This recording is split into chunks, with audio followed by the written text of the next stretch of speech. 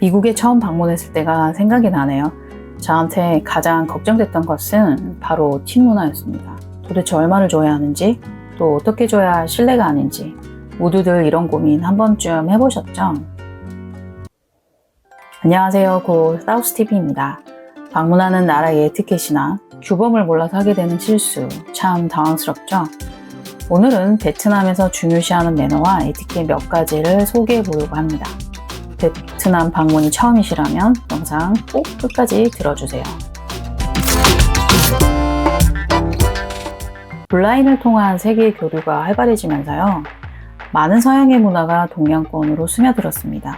그 중 하나가 Keep my finger crossed for you, 두 번째 손가락 위에 세 번째 손가락을 겹치는 제스처, 아마 많이 보셨을 거예요. 의미는 건투를 빈다, 잘되기 빈다, 이 정도로 해석이 가능할 것 같은데요. 그런데 이 제스처는요, 베트남에서는 전혀 다른 새로운 뜻으로 해석이 됩니다. 바로 여성의 성기를 뜻하는 표현이라고 하네요. 듣고 보니 정말 아찔하시죠? 자칫 크나큰 신뢰가 될 수 있습니다. 한 사악한 영혼이 밤사이 어떤 집을 몰래 방문하죠. 곤히 자고 있는 아이의 머리를 만지고 가면 다음날 아이의 머리가 아프기 시작한다고 합니다. 그리고 또 다른 어느 날 그 사실을 알게 된 착한 영혼이 그 아이의 집을 다시 방문합니다. 그리고 동전으로 변신한다고 하네요. 그럼 이 아이의 엄마는 착한 영혼이 변신한 그 동전을 빨간 티슈에 싸서 잠들어 있는 아이의 베개 밑에 놓아둔다고 합니다. 그러면 다음날 아이의 고통은 정말 거짓말처럼 사라진다고 하죠. 바로 베트남의 설날, 떼에 사용되는 빨간 봉투의 유래입니다. 베트남인들은요, 정수리가 몸의 가장 성스러운 부분이라고 생각합니다. 그래서 그 누구라도 베트남인의 머리를 만지는 행위는 굉장한 신뢰가 될 수 있습니다. 반면 발바닥은 몸에서 가장 더러운 부분이라고 생각한다고 하네요. 그래서 상대방에게 발바닥을 마주 보이는 행위, 아주 무례한 행동이라고 하니까는요, 참고하시기 바랍니다. 식당에서 일하는 직원을 부르기 위해서 손을 흔들어 보신 적이 있으실까요? 이런 행위는 베트남에서 아주 무례한 행위라고 합니다. 그리고 이야기를 하면서 다른 사람을 손으로 가리키는 것, 이것 또한 아주 무례한 행동이라고 하네요. 저는 종종 식당에서 사람을 부를 때 습관적으로 손을 드는데요. 이게 눈에 잘 띄잖아요. 근데 이 이야기를 듣고는 베트남에서는 앞으로 좀 주의해야겠다는 생각이 들더라고요. 오해의 소지가 있으니까요. 하지만 또 반면 한국 관광객이 워낙 많으니까 이제는 좀 이해하고도 있지 않을까 생각도 한번 해봅니다.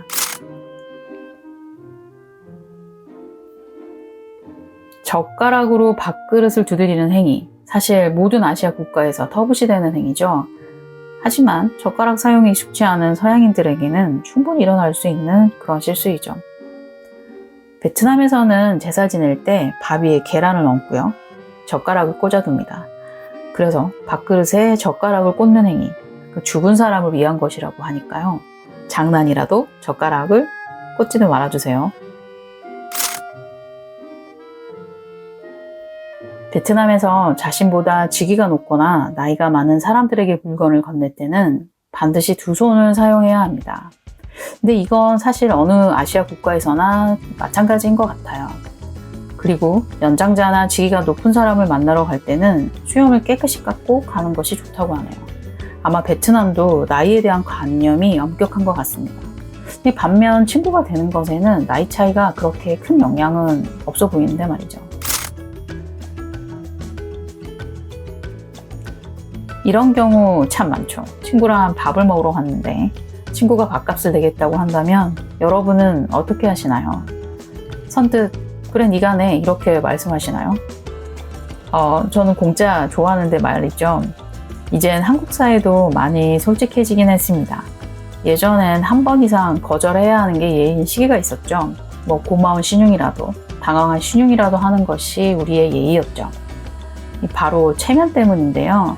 베트남에도 이런 문화가 존재합니다. 원래는 3-4번을 서로 주고 받아야 한다고 하네요. 정말 어렵습니다. 그런데 제 생각엔 이것도 점점 변해가는 중인 것 같아요. 그래도 혹시 베트남 여성이랑 데이트하시는 남성분들, 여자친구가 밥 산다는 말에 덜컥 신나 이러시면 정말 곤란합니다. 한 번쯤은 거절해주는 매너를 가지시는 게 훨씬 신사다운 행동이라고 하니까는요, 참고해주세요. 월남전 이야기는 무조건 안 하시는 게 제일 좋아요. 정치 이야기도 피하시는 게 좋고요. 이건 단순히 견해의 차이가 아니라 그들의 상처를 건드리는 행위가 될 수 있거든요. 그리고 그들의 역사 속에서 중요한 인물들, 특히 영웅들을 비판하는 이야기는 절대로 하시면 안 됩니다. 이 역사라는 게 입장에 따라 정말 큰 차이가 나더라고요. 예전에 영국인 친구와의 대화 중에 이런 일이 있었어요. 미국 독립에 관한 이야기가 나왔는데요. 저는 독립이라는 명사를 사용했거든요. 그렇게 배웠으니까. 근데 영국 친구는 레볼루션이라고 하더라고요. 즉 혁명이라는 단어를 사용하는 거예요. 이 종교, 정치, 사업 이야기는 정말 하면 안 된다는 게 어디서나 마찬가지인 것 같다는 걸 그때 느꼈어요.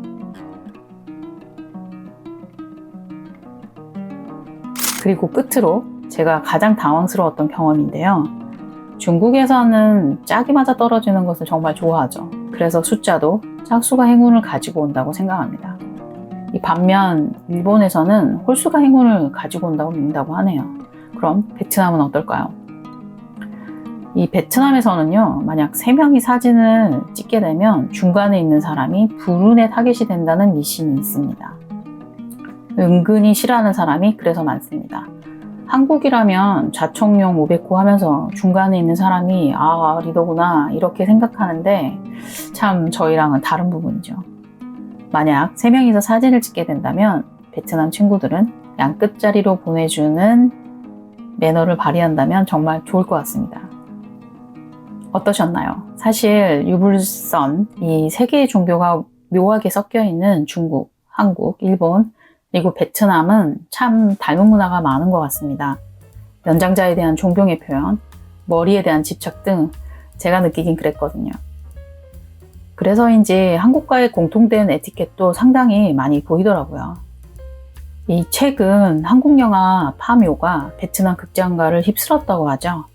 첫날 66만 달러를 벌어들이면서 베트남 최고의 한국 영화가 되었다는 소식을 들었습니다. 여러분, 베트남에도 이장 문화가 있을까요? 네, 있습니다. 특히 북베트남에 더 강하게 자리를 잡고 있는 문화인데요. 아무래도 역사 속에서 중국과의 전쟁이 잦았던 만큼 제대로 된 무덤을 만들기가 쉽지 않았던 탓이겠죠. 눈여겨볼 만한 점은요, 많은 이장이 최초의 무덤이 만들어진 시간으로부터 3년 후에 진행이 된다고 해요. 여기서 저는 한국의 3년장이 사실 떠올랐거든요. 한국처럼 무덤을 팔 때 진행하는 의식도 있고요. 이장의 이유 또한 고인의 안녕과 그리고 가족의 번영과 행복을 기원하기 위한 것이라고 합니다. 파묘, 베트남에도 절대로 생소한 문화가 아니라는 거죠. 오늘 영상 여기까지입니다. 다음번 영상에는 베트남의 도시들에 대한 이야기를 해보려고 합니다. 기대해 주시고요. 오늘 영상이 마음에 드셨다면 구독과 좋아요 부탁드리겠습니다.